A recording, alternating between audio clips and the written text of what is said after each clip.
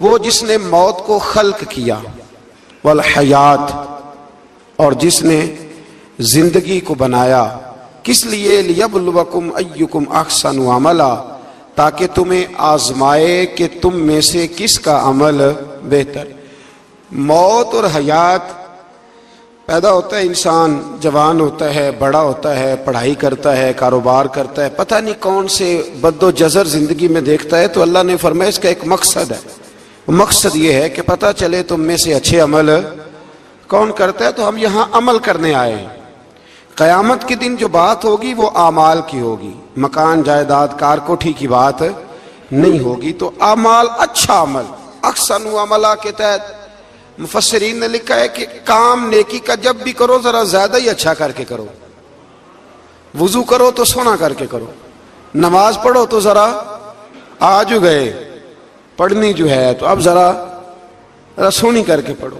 قرآن شریف کی تلاوت کرو تو ذرا پیاری کر کے، ذرا میں مدرسے کے بچوں کے ساتھ کبھی کبھی بیٹھتا ہوں، ان سے بڑا کچھ سیکھنے کو ملتا ہے، تو کبھی کوئی بات ان کو کہنے کا بھی موقع ملتا ہے۔ تو میں انہیں کہا کرتا ہوں کہ ہمارے بزرگ، میری اماں جی جب قرآن مجید کھولتی تھی نا، تو جو وہ رنگ تھا نا بزرگوں کا، حالانکہ وہ حدیثوں میں ہم نے نہیں دیکھا، لیکن وہ کبھی ہم جا کے کوئی بات کرتے تھے نا، تو تلاوت کے دوران تو وہ جلدی سے منہ پہ انگلی رکھتی تھی کہ چپ کرو میں قرآن پاک پڑھ رہی ہوں، اور پھر شنیل کا غلاف اور پھر اس غلاف کو علیحدہ چومنا، قرآن پاک کو علیحدہ چومنا، اور پھر اس کو ریل میں رکھنا، اور پھر کئی کر کے۔ تو ہم جو آج ہیں تو ہم اس عمل کو اتنا اچھا کر کے نہیں کرتے، بس ٹھیک ہے ہر وقت ہاتھ میں قرآن مجید رہتا ہے تو وہ رویہ نہیں۔ تو کام کرنا ہے تو اس کو کیا کریں؟ اچھا کر کے کریں، ذرا مزیدار کر کے کریں، عمل کریں تو ذرا بہترین عمل کریں۔ لیکن نبی کریم نے یہ نہیں فرمایا کہ میں تمہیں اخلاق سکھانے آیا ہوں، فرمایا میں اخلاق عالیہ کی تکمیل کرنے آیا ہوں۔ یعنی جو بڑا اخلاق ہے نا، احسن ترین عمل، اس کا میرے نبی پاک نے درس ارشاد فرمایا ہے۔ اس کا ایک صحابی نے پوچھا یا رسول اللہ صلی اللہ تعالی علیہ وسلم، بہترین عمل کون سا ہے؟ بہترین عمل؟ تو حضور نے فرمایا بہترین عمل اس بندے کا ہے عمر لمبی ہو پر کام سارے ہی اچھے ہوں۔ یعنی تو احسن طریقے سے زندگی گزارے، اچھے طریقے سے تیرا وقت گزرے۔ تو عمل جب بھی کرے نا، دیکھے نا، صدقہ اور خیرات کرنا ہے تو تانگ آ کے بھی تو کرنا ہی ہے نا، اور غریب کو 10 چکر گھر میں لگوا کے بھی تو کرنا ہی ہے نا، اس کو 6 دفعہ ڈانٹ کے بھی تو کرنا ہی ہے۔ تو کرنا ہے تو لہذا صحیح کر کے کر دو۔ مطلب وہ گھر میں خاتون خانہ نے کپڑوں کے لیے پیسے مانگ لیے تو 1.5 گھنٹے کے لیکچر کے بعد بھی تو دینے ہی ہے نا، کیا خیال ہے آپ کا؟ تو اگر وقت پہ دے دیے جائیں تو چلو معاملہ ذرا، یا تو نہ دیں، بات ختم ہو گئی۔ تو اگر آپ نے 1.5 گھنٹے کے شدید احتجاج کے بعد بھی دینے ہی ہیں تو پھر یہ ہے کہ عمل کو اچھا کر کے کر لیں، ذرا اس میں خوبصورتی رہتی ہے۔ اللہ تعالیٰ سمجھنے کی توفیق عطا فرمائے۔ بڑے خوبصورت مضامین ہیں اس سورہ مبارکہ میں۔ آیت نمبر 19 میں اللہ نے فرمایا کہ کیا انہوں نے اپنے اوپر کبھی پر پھیلائے اور کبھی پر سمیٹے ہوئے پرندوں کو نہیں دیکھا؟ کیا تم نے کبھی دیکھا نہیں کچھ پرندے اوپر اٹھتے ہیں تو پر پھیلائے ہوتے ہیں اور کچھ نے پر سمیٹے ہوتے ہیں؟ تو فرمایا ان کو فضا میں رحمان کے علاوہ کو روک نہیں سکتا، صرف ایک رب رحمان ہے جس نے انہیں فضا میں، یار جہاز آپ نے دیکھا ہے اسے کون روکتا ہے؟ آپ یقین کریں کبھی اس پہ بیٹھا بندہ غور کرنے لگ جائے نا میں کہاں ہوں، تو ہو سکتا ہے پریشان ہو جائے۔ کون روک کے رکھتا ہے اسے؟ تو فرمایا یہ رب کی قدرت ہے، جہاں چاہے جس کو چاہے وہیں کھڑا فرما دے۔ یہ اللہ تبارک و تعالیٰ کی قدرت ہے۔ آیت نمبر 20 میں اللہ کی مدد کرنے اور رزق عطا کرنے کا بیان ہے کہ اللہ مدد بھی کرتا ہے تمہاری اور تمہیں رزق بھی عطا کرتا ہے۔ آیت نمبر 23 میں فرمایا کہ اللہ وہ ہے جس نے تمہیں پیدا کیا، تمہیں سننے، دیکھنے اور سمجھنے کی صلاحیتیں عطا کی، مگر بندے بڑے کم ہیں، بڑے کم بندے ہیں جو اللہ کی نعمتوں کا شکر ادا کرتے ہیں۔ یہ سوچنے سمجھنے کی صلاحیت آپ کے خیال میں چھوٹی نعمت ہے؟ بہت بڑی نعمت ہے۔ آپ یقین کریں بعض لوگوں کے پاس سارا کچھ ہوتا ہے لیکن شعور کی دولت نہیں ہوتی، تو یہ بہت بڑی نعمت ہے، اس کا بھی اللہ کی بارگاہ میں شکر ادا کیا کریں۔ جب اللہ کو عقل شعور دے دے تو دوسروں کو بیوقوف سمجھنے کی بجائے نا اس نعمت پر اللہ کا شکر ادا۔ آگے سورہ قلم ہے، اس سورہ مبارکہ کے اندر اللہ تبارک و تعالی نے نا قسمیں ارشاد فرمائیں، اور قسم کھا کے کہا کہ محبوب آپ کوئی مجنون نہیں، آپ کو دیوانے نہیں، یقیناً آپ کے لیے ایسا اجر ہے جو کبھی ختم نہیں ہوگا۔ اور پھر فرمایا وَإِنَّكَ لَعَلَىٰ خُلُقٍ عَظِيمٍ، محبوب جتنے عظیم الشان اخلاق تھے نا ان سب کا ہم نے آپ کو مالک بنا دیا ہے۔ یہ اعلیٰ لفظ اصطلاح ہے، قبضے کے معنی میں آتا ہے عربی میں۔ فرمایا ہم نے آپ کو اخلاق عالیہ کا مالک بنا، جتنے اچھے اخلاق ہیں ان سب کا اللہ نے نبی پاک کو مالک۔ اور سب مفسرین نے بڑا کچھ لکھا، پر بریلی کے امام نے ایک جملہ لکھا تو بڑا ہی شاندار لکھا۔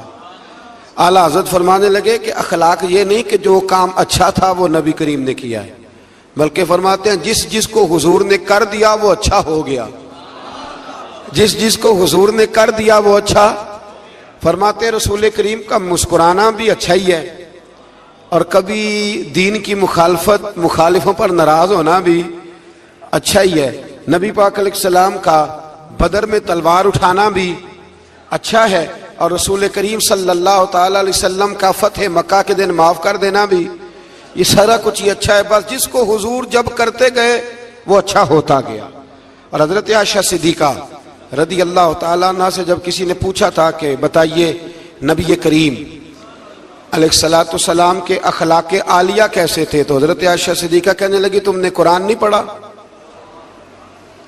سارے اخلاق جو قرآن میں ہیں وہ سارا میرے رسول پاک کا اخلاق ہی ہے، وہ سارا میرے نبی کریم علیہ السلام کا اخلاق ہی ہے، وہ سارا اخلاق ہے رسول پاک سید عالم صلی اللہ تعالی علیہ وسلم۔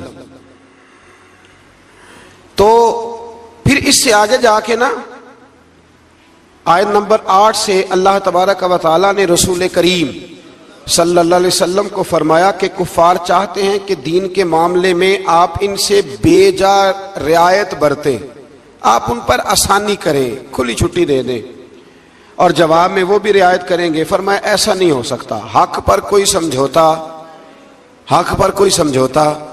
نہیں ہو سکتا۔ اس کے بعد ایک دشمن رسول صلی اللہ علیہ وسلم، مفسرین نے اس کا نام ولید بن مغیرہ لکھا ہے، اس نے نبی پاک علیہ السلام کی گستاخی کی تھی، تو اللہ نے اس کے 9 کبھی باتیں قرآن میں بیان کی، بڑی باتیں ارشاد فرمایا جھوٹی قسمیں کھاتا ہے، نکتہ چینیاں کرتا ہے، سخت منع کرنے والا ہے بلائی سے اور حد سے بڑھنے والا ہے، اور آخر میں فرمایا اتلم بعد ذالک الزنیم، فرمایا یہ نہ ہے ہی بد اصل، اس کی اصل میں ہی مسئلہ ہے۔ یہ کتنی سخت بات ہے، جب نبی کریم کے بے ادب کی بات ہوتی ہے تو پھر باتیں سخت ہی ہوتی ہیں۔ یہ قرآن مجید نے سخت باتیں فرمایا کہ یہ اس کی اصل میں ہی مسئلہ ہے محبوب۔ اس نے ایک بات کی تو اللہ کریم نے 9 اس کی کبھی اوصاف بیان فرمائے، اس لیے اعلیٰ حضرت نے کہا تھا دشمن احمد پہ شدت کیجئے، دشمن احمد پہ شدت کیجئے، ملحدوں سے کیا مروت کیجئے، شرک ٹھہرے جس میں تعظیم حبیب، اس برے مذہب پہ لعنت کیجئے، اس برے مذہب پہ لعنت کیجئے، اور جو نہ بھولا ہم غریبوں کو رضا، ذکر اس کا اپنی عادت کیجئے۔ آگے پھر سورۃ الحاقہ، اس سورہ مبارکہ کے شروع میں قیامت کے حق اور یقینی ہونے کو بیان کیا گیا ہے، پھر قوم سمود اور قوم عاد اور فرعون پر نازل ہونے والے عذاب کا ذکر ہے۔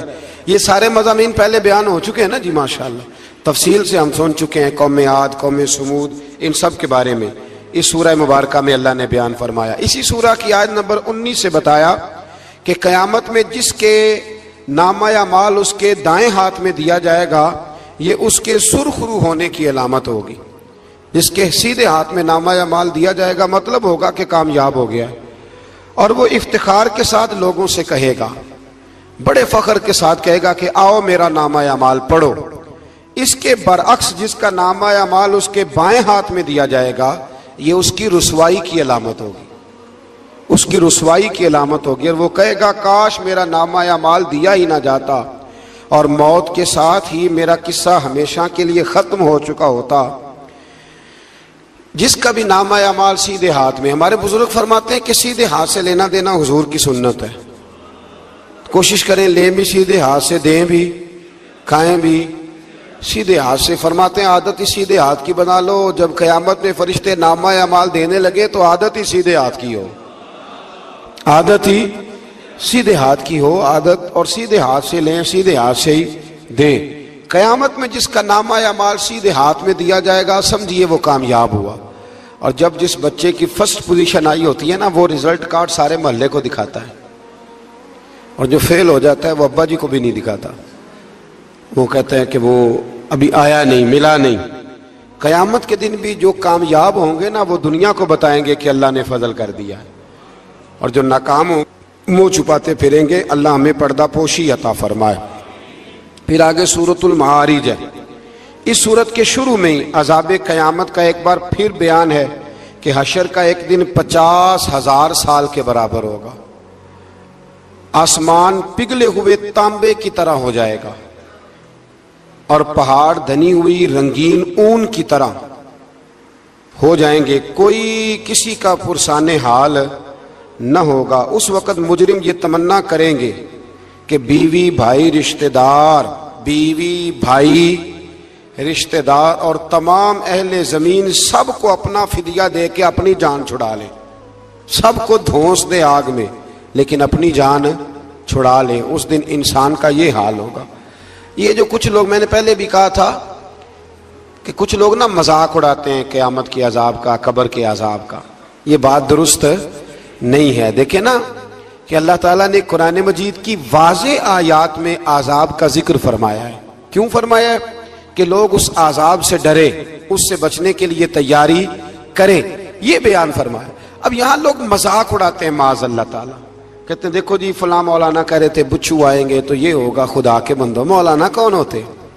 مولانا کون ہوتے ہیں یہ بات کرنے والے؟ یہ تو حدیثوں میں آئی، قرآن مجید کی آیات میں آئی. آپ مذاق نہیں اڑائیں بلکہ کوشش کریں کہ اللہ تبارک و تعالی ہمیں سمجھنے کی توفیق عطا فرمائے. پھر آیت نمبر 19 سے انسان کے کم حوصلہ ہونے، مصیبت کے وقت گھبرا جانے اور نفع پہنچنے کی صورت میں بخل کرنے کا ذکر ہے. فرمایا بڑے کم حوصلے والا ہے، مصیبت کے وقت گھبرا جاتا ہے. اور اگر اسے ہم نفع دیں نا تو جب نفع ملے تو چاہیے تھا نا سخاوت کرتا، تو اس وقت کیا کرتا ہے؟ بخل کرتا ہے، کنجوسی کرتا. اللہ فرما رہا ہے، نبی پاک علیہ الصلوۃ والسلام نے فرمایا یہ جو سخی ہوتا ہے نا، فرمایا یہ سخی بندوں کے دل کے قریب بھی ہوتا ہے، اللہ کے قریب بھی ہوتا ہے اور جنت کے قریب بھی ہوتا ہے. اور فرمایا یہ جو بخیل ہوتا ہے نا، بخیل یہ بندوں سے بھی دور ہی ہوتا ہے، بندوں سے بھی دور ہے، جنت سے بھی دور ہے اور اللہ تبارک و تعالیٰ کے قرب سے بھی دور ہے. اور حضور فرماتے ہیں جب صبح سورج طلوع ہوتا ہے تو فرشتہ دعا کرتا ہے اللہ سخی کو زیادہ عطا فرما، اور کہتا ہے یا اللہ جو کنجوسی کرے نا اس سے روک لے، اسے نہ دے، اس لیے کہ جب وہ نہیں دے رہا. بڑی خوبصورت مثال علامہ اسماعیل حقی نے لکھی ہے. آپ فرماتے ہیں کنویں سے سارا پانی ختم ہو جائے تو نیچے سے تازہ آ جاتا ہے، اور اگر پانی ختم نہ ہو اندر ہی پڑا رہے تو باسی ہو جاتا ہے. تو ایسا ہونا چاہیے کہ ایک دفعہ سارا پانی ختم. میں آپ کو سارا مال صدقہ کرنے کو نہیں کہہ رہا، لیکن حضرت ابوبکر صدیق نے کئی دفعہ یہ کام کیا. ہجرت کی رات بھی سارے پیسے ہی لے گئے، تبوک کے دن بھی سارے پیسے خرچ کر دیے. حضور نے اعلان کیا تو سارے پیسے ہی. مولانا حسن رضا صاحب فرمایا کرتے تھے اعلیٰ حضرت کے بھائی بیاں ہو کس زبان سے مرتبہ صدیق اکبر کا کہ محبوب خدا محبوب ہے صدیق اکبر کا، اور لٹایا راہ حق نے گھر کئی بار اس محبت سے کہ لٹ لٹ کر حسن گھر بن گیا صدیق اکبر کا. لٹ لٹ کر حسن گھر بن گیا صدیق اکبر کا. تو کنجوسی سے بچنے کی کوشش کریں. ہاں اسلام فضول خرچی سے منع کرتا ہے، فضول خرچی نہیں کریں، لیکن جہاں خرچ کرنا ہو وہاں سے کنجوسی بھی نہ کریں. پھر اس سے آگے سورہ نوح کا ذکر ہے. اس سورہ کے شروع میں ہی نوح علیہ السلام کا اپنی قوم کی طرف مبعوث ہونے پر قوم کو اللہ کی عبادت کی دعوت دینے اور گناہ چھوڑنے کا ذکر ہے. پھر حضرت نوح علیہ السلام نے جو اپنی قوم کے بارے میں اللہ سے فریاد کی کہ اللہ یہ نہیں مانتے، پھر عذاب آیا، تو اس ساری بات کا اللہ نے سورہ نوح کے اندر ذکر فرمایا. پھر آگے سورۃ الجن ہے، سورہ جن. میں نے آپ کو پچھلے کچھ اسباق میں بھی بتایا تھا کہ جن نبی کریم علیہ السلام کے غلام تھے، حضور کا کلمہ پڑھتے تھے، جنات مسلمان ہوتے ہیں، بلا وجہ کسی کو تنگ نہیں کرتے۔ ہمارے ہاں جتنا شور ہے نا جنات کے آنے کا، اتنے آتے نہیں، اتنا کالا جادو ہوتا نہیں جتنا کہ ہم لوگوں نے سمجھ لیا ہے۔ قرآن مجید کی آخری 2 سورتیں پڑھیں، اللہ اپنی رحمت فرمانے والا ہے، اللہ کرم نوازی کرنے والا ہے۔ اس صورت میں اس امر کا بیان ہوا ہے کہ جنات جو تھے وہ عالم بالا میں خبروں کی سن گن کے لیے، خبریں تلاش کرنے کے لیے جایا کرتے تھے، مگر اب وہ وقت آ گیا ہے کہ عالم بالا میں ان کا داخلہ بند کر دیا گیا ہے۔ ایک وقت تھا کہ جنات خبریں سننے گننے کے لیے چلے جاتے تھے، اب ان کا داخلہ اب وہاں کی خبریں بتا سکتے، یعنی کوئی بابا جی اگر کہہ دینا کہ مجھے جن نے بتایا ہے کہ تیری اتنی روزی ہے، اتنی باندھ ہے، تب تو مر جائے گا، تو یہ بات اس لیے درست نہیں کہ اب جنوں کا وہاں جانا ویسے ہی بند ہو گیا۔ تو اب بابا جی تو آپ کو پتہ ہے نا، یہ بھی کہہ دیتے ہیں اللہ ماشاءاللہ کہ وہ چیزیں پیسے مانگتی ہیں، یعنی بڑی بڑی عجیب فلسفے کے ساتھ نا وہ چیزیں پیسے مانگتی ہیں۔ تو میں نے کہا مطلب چیزوں کا پیسے مانگنا تو سمجھ میں نہیں آتا، یا پھر کوئی ایسی بات بتا دی جاتی ہے کہ جس سے وہ پیسے دینے والا ماحول بن جاتا ہے۔ تو فرمایا اب ان کا وہاں جانا بند ہے، اور جو بھی جاتا ہے محافظ ان کا راستہ روک لیتے اور آگ کے گولے ان پر برسائے جاتے ہیں اگر آسمانوں پر جانے کی جن کوشش کریں۔ جنات نے مشورہ کیا کہ پورے روئے زمین کا جائزہ لے کے دیکھیں آخر یہ سارا منزل کیوں تبدیل ہو گیا، تو ضرور کوئی بڑی تبدیلی آئی ہے۔ حضرت ابن عباس رضی اللہ تعالیٰ عنہ نے بیان کیا کہ ان کی ایک جماعت مکے کی طرف گئی اور وہاں نبی پاک علیہ السلام عکاظ کے بازار میں اپنے اصحاب کو صبح کی نماز پڑھا رہے تھے۔ انہوں نے یہ قرآن سنا اور پھر جن جا کے دوسروں کو کہنے لگے کہ ایسا قرآن سن کے آئے ہیں کہ جیسا کبھی نہیں سنا۔ تو آؤ پھر محبوب کریم کی بارگاہ میں چلتے ہیں، خود بھی مسلمان ہوئے اور اپنی قوم کو بھی اسلام کی دعوت دی۔ اس کی آیت نمبر 26 میں اللہ تبارک و تعالیٰ نے فرمایا، یہ سورہ جن جو ہے نا اس کی آیت نمبر 26، اللہ کریم نے ارشاد فرمایا عالم الغیب فلا یظہر علی غیبہ احدا، فرمایا غیب کا جاننے والا اپنے غیب پر کسی کو مطلع نہیں کرتا، غیب کا جاننے والا آگاہ نہیں کرتا اپنے غیب پر کسی کو بھی۔ آگے فرمایا الا من ارتضی من رسول، لیکن اپنے رسولوں میں سے جس کو پسند کرتا ہے اس کام کے لیے چن لیتا ہے۔ کسی عام بندے کو غیب پر مطلع، یہ آیت نمبر 26 میں نے کتنی دفعہ یاد کرائی ہے آپ کو؟ تو بھئی عقائد جو ہوتے ہیں وہ جب سے ہم قرآن مجید پڑھ رہے ہیں جگہ جگہ عقائد آئے ہیں اہل سنت کے، جگہ جگہ آئے، تو آپ سمجھے نا کہ یہ عقیدہ جو ہوتا ہے یہ شعر سے ثابت نہیں ہوتا، یہ قرآن حدیث سے ثابت ہوتا ہے۔ شعر تو ایک ذوق کا نام ہے۔ تو فرمایا عام آدمی کو اللہ غیب پر اطلاع نہیں دیتا، پر اپنے رسولوں میں سے جس کو چاہتا ہے اس کام کے لیے چن لیتا ہے۔ تو بتائیے نبی پاک سے بڑھ کے بھی اللہ کسی کو چاہتا ہے؟ حضور نے فرمایا خبردار ہو جاؤ، اس نے مجھے اپنا محبوب بنایا ہے، الا وانا حبیب اللہ، خبردار میں اللہ کا حبیب بن کے آیا ہوں۔ تو علم غیب اللہ نے اپنے رسول کو دیا اور اس کی برکت سے نبی کریم علیہ السلام نے دین کا بہت سارا کام کیا۔ حبیب کریم علیہ السلام نے بہت ساری باتیں، اور بہت سارے ایسے لوگ ہیں جو صرف حضور کا غیب دیکھ کے ایمان لائے، یعنی ایمان ہی غیب دیکھ کے لائے۔ خود حضرت عباس نبی کریم کے چچا، وہ جب بدر کے لیے آنے لگے نا، وہ آنا اس وقت بھی نہیں چاہ رہے تھے، پر قبیلے اور برادری نے مجبور کر کے انہیں ساتھ تیار کیا۔ وہ آئے نا تو جو گھر میں سونا پڑا تھا نا وہ ایک جگہ پہ چھوڑ آئے، اپنی بیوی کو کہنے لگے کہ میں آ گیا تو نکال لوں گا، اور اگر میں قتل کر دیا گیا تو نا نکال کے بچوں پہ خرچ کر دینا۔ تو نبی پاک علیہ الصلوۃ والسلام کے پاس جب یہ قیدی ہو کے آئے تو حضور نے فرمایا چچا فدیہ دو، اتنے پیسے دو چلے جاؤ۔ تو کہنے لگے میرے پاس تو شے ہی کوئی نہیں۔ وہ جو 15 دن عمرے والے وہاں رہتے ہیں نا، وہ 2.5 من کی شاپنگ کر لیتے ہیں، اور جب کسٹم والا کہتا ہے پیسے دو تو تازہ عمرہ کیا ہوتا ہے، کہتے شے ہی کوئی نہیں۔ یہ ظلم ہے، تازہ عمرہ کیا ابھی آئے، ہاں جی۔ تو مطلب اتنی خستہ حالی ہو جاتی ہے۔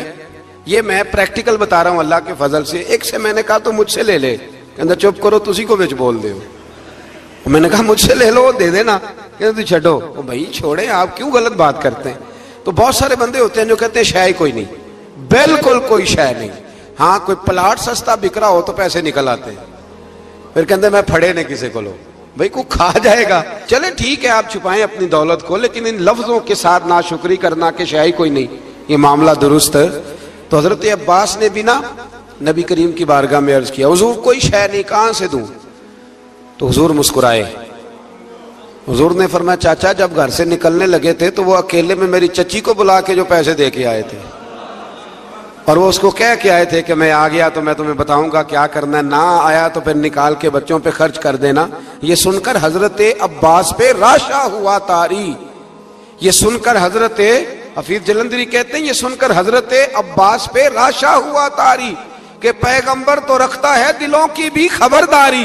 خیال آیا مسلمان نیک و بد پہچان جاتے ہیں اور محمد آدمی کے دل کی باتیں جان جاتے ہیں، محمد آدمی کے دل کی باتیں جان جاتے ہیں، اور کوئی غیب تم سے نہا ہو بھلا جب خدا ہی نہ چھپا رہا، تم پر کروڑوں درود و سلام جب خدا ہی نہ چھپا رہا۔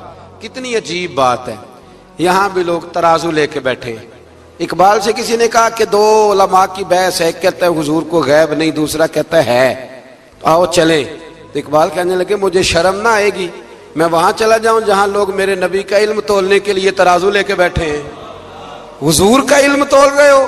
اقبال کہنے لگے میرے نبی کے تو غلاموں کا علم نہیں تولا جا سکتا، تم حضور کے علم کی بات کرتے ہو؟ یہ تھوڑا سوچ سمجھ کے بات کرنی چاہیے، اور نص قطعی ہے قرآن پاک کی۔ ایک دن سجا لیا تھا میرے نبی پاک نے ممبر، فرمایا پوچھ لو پھر جو پوچھنا ہے پوچھو۔ تو حضرت عمر جیسے لوگ اٹھ کے کھڑے ہو گئے، کہا یا رسول اللہ ہم اللہ کے رب ہونے پہ راضی ہیں، آپ کے رسول ہونے پہ راضی ہیں، اسلام کے دین ہونے پہ حضور ہم بڑے راضی ہیں، ہم بڑے راضی ہیں۔ اس لیے یہ تو ایسا مسئلہ ہے کہ اس مسئلے کو دیکھ دیکھ کے لوگ مسلمان ہوئے۔ تو حضرت عباس کو جب حضور نے ساری بات بتائی نا تو حضرت عباس کہنے لگے فدیہ مرضی کا لے لینا پر پہلے مجھے کلمہ پڑھاؤ۔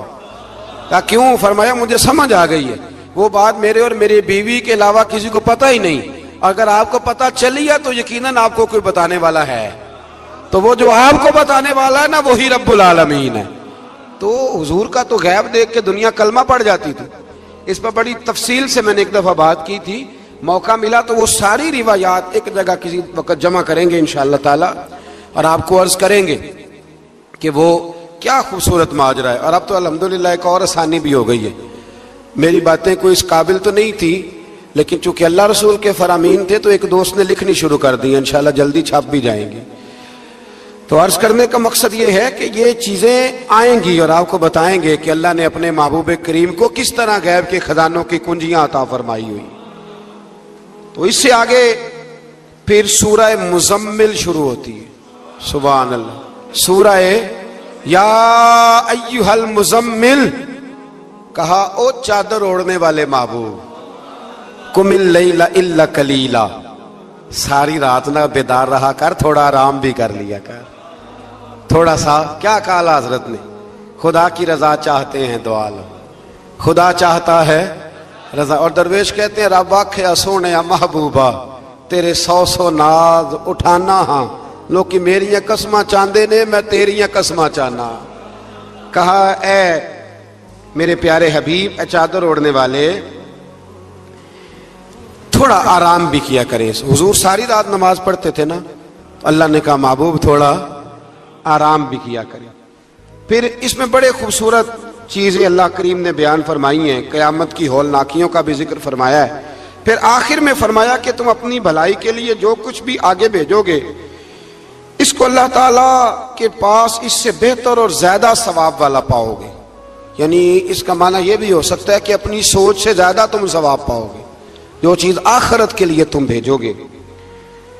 اور اللہ سے مغفرت طلب کرتے رہو، بے شک اللہ بہت مغفرت فرمانے والا اور بے حد رحم کرنے والا ہے۔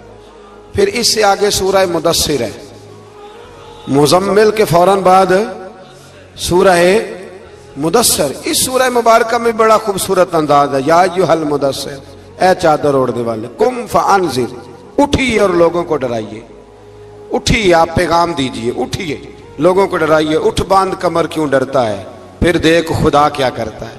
آپ اٹھیے۔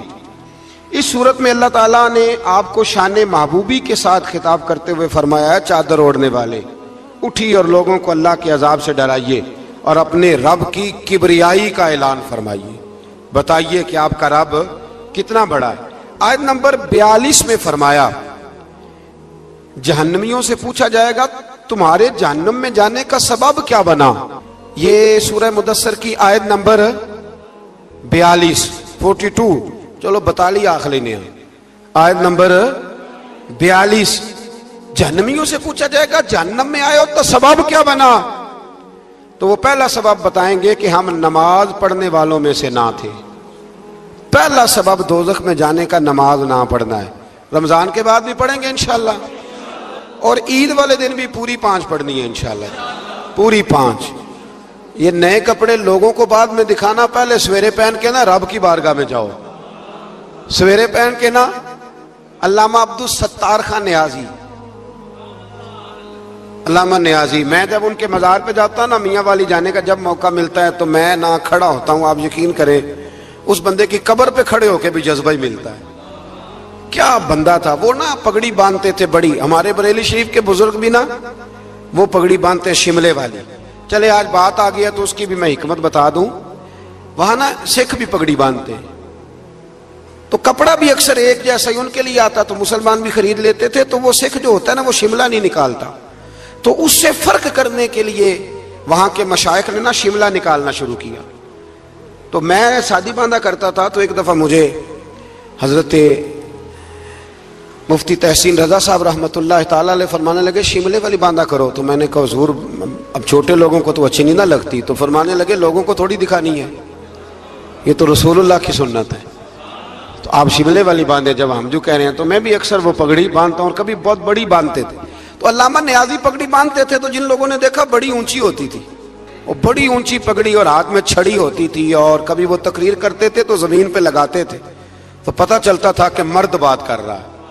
اور علامہ اقبال کے ڈائریکٹ شاگرد تھے علامہ عبدالستار نیازی، شاگرد۔ وہ مدینہ شریف جانے لگے نا تو کسی نے ان سے کہا نیازی صاحب یہ پگڑی اتار کے جاؤ، یہ پگڑی اتار کے جاؤ۔ تو علامہ نیازی صاحب فرمانے لگے کیوں اتار کے جاؤں، پہن کے جاؤں گا۔ جب حضور کی بارگاہ میں نیازی کا سر جھکے گا تو شملہ بھی جھکے گا، اور دنیا کو پتہ چلے گا جس کا سر کبھی کہیں نہیں نہ جھکتا اس روزے پہ آ کے اس کی گردن بھی جھک جایا کرتی، اس لیے ساتھ لے کے جانی ہے پگڑی تاکہ لوگوں کو پتہ چلے۔ تو آپ نئے کپڑے پہن کے نا کبھی سج سنور کے مسجد بھی جایا کریں، خوبصورت ہو کے۔ قرآن مجید نے کہا غالباً 9ویں پارے میں ہے کہ نماز کے وقت زینت اختیار کرو، اچھے بن کے۔ تو نئے کپڑے پہن کے نا عید والے دن 5 نمازیں پابندی سے پڑھنی ہیں انشاءاللہ تعالی، یہ رش دیکھنا ہے انشاءاللہ تعالی، پتہ چلے گا کہ رمضان کے روزوں نے اثر کیا ہمارے اوپر۔ تو جہنمیوں سے پوچھا جائے گا دوزخ میں آنے کا سبب کیا بنا، تو کہیں گے ہم نماز پڑھنے والوں میں سے نہ تھے، اور دوسری بات یہ کہیں گے کہ ہم مسکین کو کھانا نہیں کھلاتے تھے۔ دوزخ میں جانے کا دوسرا سبب کہ توفیق کے باوجود لوگ مسکینوں کا خیال نہیں رکھتے، اور تیسری بات وہ یہ کہیں گے کہ ہم لغو کاموں میں مشغول رہتے تھے۔ لغو کام، بےہودہ کام اس کو کہتے ہیں جس کا فائدہ کوئی نہیں۔ یہ بڑے بڑے سیانے لوگ گیمیں کھیلتے، سیانے لوگ، عقل مند لوگ، تو یہ جہنم میں جانے کا تیسرا سبب قرآن نے بیان کیا۔ لغویات، پھٹے پہ بیٹھ گئے فضول بات شروع کر دی، بھئی سے بہتر تھا تو قرآن مجید کی تلاوت کرتا۔ ایسے ہی بلا وجہ لغویات ہیں یہ ساری۔ میں منع نہیں کرتا کھانا کھانے کے لیے کبھی ضرور جائیں، لیکن یہ ماحول ہی بنا لینا کہ آج تجھے پارٹی ہے تو کل مجھے پارٹی ہے تو پرسوں اس کو پارٹی ہے، تو یہ شغل میلہ ہر وقت کا، مسلمان کے پاس تو اتنا وقت ہی نہیں۔ ایک دوست مجھے کہنے لگے کہ میں آج کل بڑا بور ہو رہا ہوں، تو میں نے کہا تو اصل میں فارغ ہے، ورنہ ہمارے پاس تو ٹائم ہی کوئی نہیں بور ہونے کا۔ بندہ مطلب کو فرصت ملے تو بور ہو نا، پتہ نہیں کہاں سے لوگ ٹائم نکال لیتے، اب بور بھی ہو لیتے۔ تو آپ فارغ، لغویات سے بچے۔ لغو کام کرنا جہنم میں جانے کا تیسرا سبب ہے، یہ قرآن مجید نے اس سورہ مبارکہ کی آیت نمبر 42 میں ارشاد فرمایا۔ اور چوتھے نمبر پر کہیں گے ہم قیامت کے دن کو جھٹلاتے تھے کہ موت ہمارے سر پہ آ گئی۔ یہ 4 کام ہیں جو جہنم میں جانے کا سبب بنیں گے۔ نماز نہ پڑھنا، پہلا کام مسکین کو کھانا نہ کھلانا، اور تیسرا لغو اور فضول کاموں میں مشغول رہنا، بالکل کسی کوئی فائدہ ہی نہیں، وہ کام کرتے رہنا، بالکل بے معنی بے مقصد کام کرنا۔ اور چوتھے نمبر پہ کہیں گے کہ ہم قیامت کے دن کو، آج بھی کچھ لوگ کہہ دیتے ہیں کہ مریں گے تو دیکھی جائے گی، مثلا کیا دیکھ لیں گے آپ؟ اتنی بڑی جرت، اتنی بڑی، اللہ تعالی ہمیں سمجھنے کی توفیق عطا فرمائے۔ سورۃ القیامہ شروع ہو جاتی ہے جی اس سے آگے۔ اس سورہ مبارکہ کے اندر اللہ تبارک و تعالی نے ان لوگوں کے بارے میں جو آخرت کے منکر ہیں، اللہ تعالیٰ نے قسم ذکر فرما کے ارشاد فرمایا، کیا انسان نے یہ گمان کر رکھا ہے کہ ہم مرنے کے بعد اس کی ہڈیوں کو جمع نہیں کریں گے؟ کیوں نہیں، ہم اس بات پر قادر ہیں کہ ان کی انگلیوں کے پورے جیسے پہلے تھے ویسے ہی بنا دیں گے، یعنی انگلیاں تک تمہاری جمع کر لی جائیں گی، انگلیاں تک۔ قیامت کے دن تمہیں کسی کی قبر کھلی تو اس کو دیکھا کہ ہڈیوں کا پنجر بن گیا، لیکن اللہ اسے بھی قیامت میں جمع فرمائے گا دوبارہ سے۔ اور وہ مثال میں تیسرے چوتھے پارے میں دے چکا ہوں، جب حضرت ابراہیم علیہ السلام نے جانوروں کا پرندوں کا قیمہ کر کے رکھا تھا اور کہا پکاریے، تو وہ سارے اپنے پروں پر دوڑتے ہوئے حاضر ہو گئے تھے۔ آگے سورہ دہر شروع ہوتی ہے، سورہ دہر، یہ 29واں پارہ ہے، اور اس میں صورتیں اگرچہ چھوٹی چھوٹی ہیں پر کیا بات ہے سب صورتوں کی، ہر سورہ مبارکہ بڑی اپنے اندر امتیازی شان رکھتی ہے۔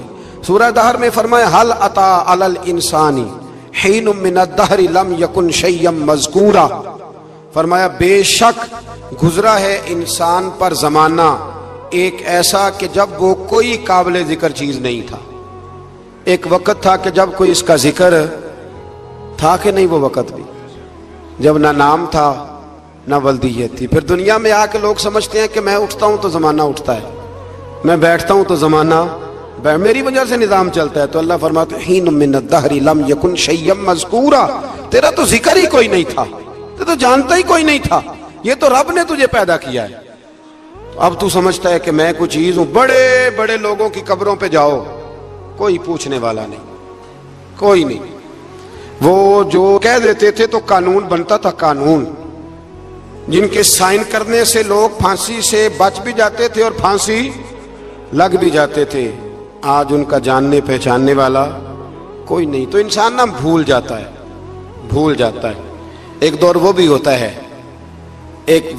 ہوتا ہے جب بس میں بیٹھنے کو جگہ کوئی نہیں دیتا، اور ایک دور وہ بھی ہوتا ہے کہ درجنوں کاریں لے کے لوگ گلیوں میں کھڑے ہوتے ہیں۔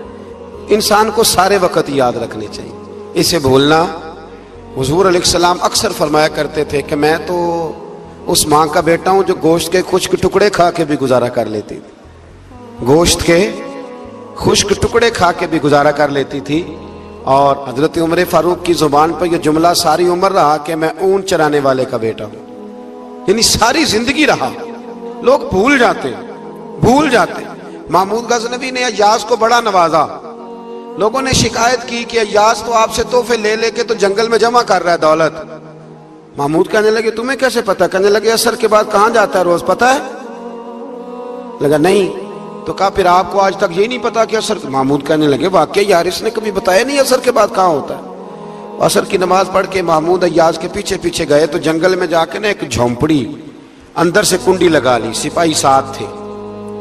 محمود نے غصے سے دروازہ بجایا، کھٹکھٹایا، اور ایاز نے جھٹ سے دروازہ کھولا۔ محمود دھکا دے کے اندر گئے تو دیکھا تو ایک پھٹی ہوئی چٹائی، ایک پرانا کرتا، ٹوٹے ہوئے جوتے، ایک پگڑی، اور تھوڑا سا نا سامان ہلکا پھلکا بکھرا پڑا ہے۔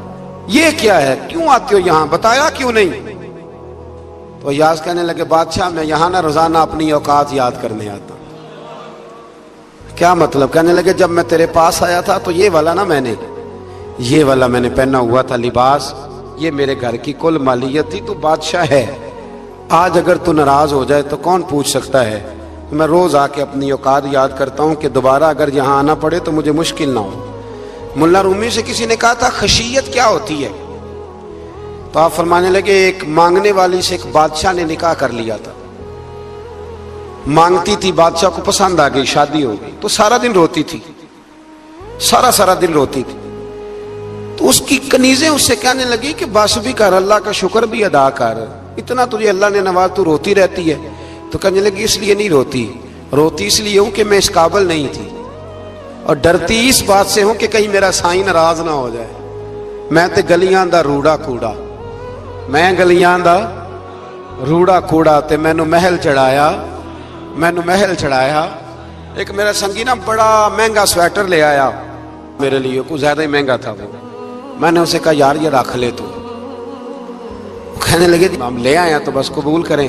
تو میں نے کہا میری اماں نا کروشیے سے میرے لیے سویٹر بناتی تھی، کروشیے کی ٹوپی۔ پتہ نہیں کروشیے کا بھی نئی نسل کو پتہ ہو کہ نہ ہو، تو وہ اماں جی نے بنا کے دیا، تو پھر اس کے بعد میرے چھوٹے بھائی نے بھی پہنا، پھر میرا ایک بھانجا لے گیا چھوٹا، اس نے بھی پہنا۔ تو وہ اتنا مزیدار ہوتا تھا، اتنا شاندار ہوتا تھا کہ جو دھاگے اس میں لگے ہوئے تھے وہ دوبارہ کسی اور جگہ نظر، وہ کہیں اور میسر۔